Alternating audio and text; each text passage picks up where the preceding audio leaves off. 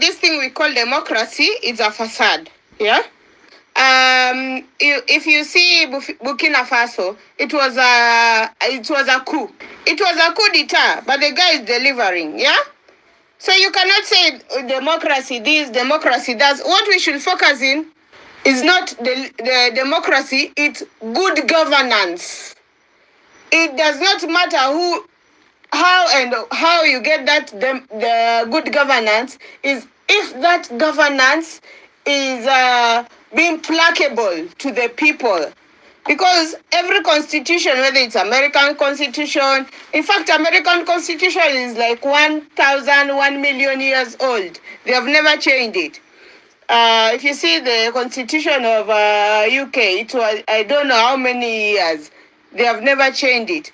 And there are the people, especially the British, who colonized us and left us with their own version of democracy. And we are here killing each other over their own version of democracy, while we need to focus on our own. That is why when we had a conversation and a discourse last time, I told people, let us have our own blueprint. Our own blueprint, is the 2010 constitution that we fought for. That is what we should have. That is what we should fight for. So now, Gondi, hata mimi sitaki Kasongo juu niko exile juu ya Kasongo. You know, sometimes even if tuna argue and tunapiga watu, we have to be based on fact. Kama hatuko based on fact, unajua Kasongo na bibi yake wanapanda ndege private jets. Ni sisi Gasia ndio tunaenda kutumia USGR. They're not doing it for them. They are doing it for us. Of course, maybe there's monetary value, the aspect of exaggerated facts and figures and all that. Those are conversations that, yes, we should have. We should talk about facts. Hakuna kitu government inaogopa kama social media that is well endowed with people with facts. Na ni sisi. So sometimes we need to be content, we need to be perspicacious, we need to be perspicurious, and we need to interrogate issues not based on emotions. Vitu tunafaa kuuliza tutauliza, but kama inasaidia isaidie, because at the end of the day ni tax yetu inafanya all this. They are not doing that as a favor. Ni pesa yetu wanatumia kufanya hizi ujinga. Whether ni ujinga ama ni ukweli or what, it's our taxes and our money. So we should not be nefarious and cynical all the time. Sometimes we acknowledge that hapa ndio ni nzuri, but tuko na swali moja mbili tatu. Hizo swali ndio tunafaa kuuliza. Aya, on the issue of sijui Kibaki was the best. Kibaki served one term, 2002 and 2007. But huyu Kibaki mwenye, and I told you this thing the last time. Huyu Kibaki mnashinda mkisema was the best president Kenya has ever had. 2027 simulikuwa mnauana. We were killing each other because we wanted him out. Sahi amekufa, I don't know how many years later, ndio tunaanza kupiga mdomo that he was the best president that Kenya has ever had. You see how myopic, how inutile, how infertile we are as Kenyans. Hata hii Singapore thing, let me tell you, you change a country, but you change the mindset of the citizens. And I told you people this thing. Unajua Singapore hata mate, hivi, huwezi tema kwa street. Utashikwa upelekwe ndani.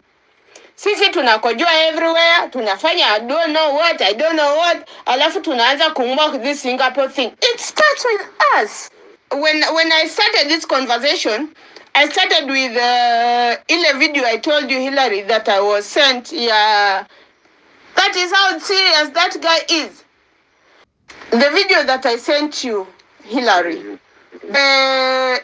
the background video was Yamone running. And this is what I started with. Communication team, ya Ruto, ni useless. I am telling you. If communication. They are imbeciles, charlatans. Ruto, shida yake number one ni communication team yake ni mbovu, ni wajinga. Najua NIS wamejaa hapa, especially every time ni Twitter tinakuja space wanajaa hivi na waambie watu wao communication iko lugu, absolutely useless. So it is Confucius who said we must study the past if we are to define the future. There's an American author and filmmaker. For those who watch film, you remember the Jurassic Park of 1999. The filmmaker and author behind it is one Michael Crichton. He said, if you do not know history, then you know nothing. You are just like a leaf that does not know it is part of a tree. As the young generation of Kenya, we need to have a nuanced comprehension of our history. Some of us were out of 254, ndio tukiulizwa, where are you from? We say Kenya. But a Kenyan in Kenya, if you are asked who are you, or what are you, or where you're from, the primal answer will be, I am a Kikuyu from Oranga, or a Luo from Nyakat. I am a Kisi, or a Kamba, or a Taita, or I am from Masabit, which is fine. Your tribe is your identity. But the reality is that what we call Kenya is actually a geographical demarcation that was carved by the colonialists. And they even used to call it a protectorate.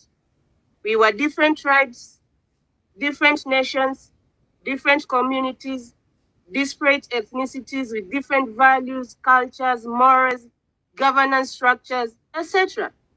Then they left us their governance blueprint, their own version of democracy, their own version of curriculum, as they retained their own monarchy.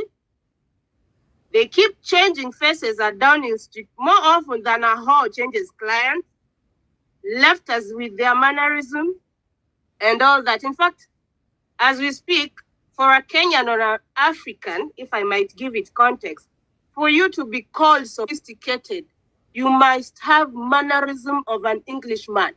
Speak like an Englishman. Use cutlery well. I don't know, fork, which hand, knife, which hand, for you to be called sophisticated. You see? And that explains why after every 5 years, we seek alternative leadership. Hata huyu Kibaki that we are posthumously littering his grave with encomium as the best president Kenya has ever had. Si hamkuwa mnataka rudi 2007? 2002, it was Kibaki tosha. 2007, we did not want him anymore. And that is why we ended up massacring each other. Neighbors turning against each other.